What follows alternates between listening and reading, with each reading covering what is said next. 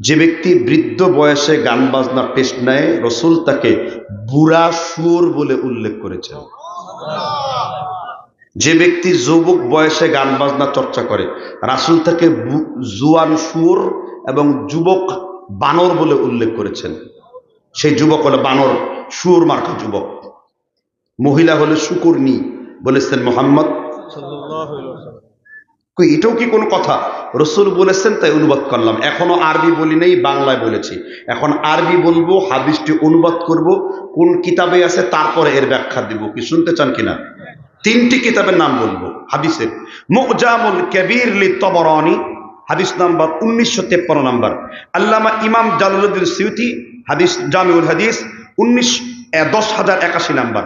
এছাড়া হাদিসটি ইমাম বাইহাকি আসমা ও সিফাতের 15 পৃষ্ঠাতে 853 নাম্বার উল্লেখ করেছেন। হুজুর হাদিসটা যে বলছেন হাদিস থেকে সহি, আরেকটু আসান করে দিচ্ছি।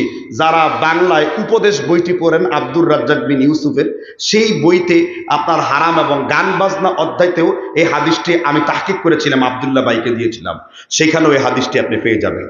কি পাইছেন তো এবার বাংলা হাদিস অ্যাপসের মধ্যে? যারা গান বাজনা শুনে তারা কি, জোরে বলেন, তারা কি? শুয়োর। তারা কি? শুকর। শুদ্ধ ভাষায় বলিনি, তাতে অনেকে বুঝতে পারবে না, এটা অশুদ্ধ চয়ন করেছি যেন কলিজার মধ্যে ঢুকে যায় এগুলো।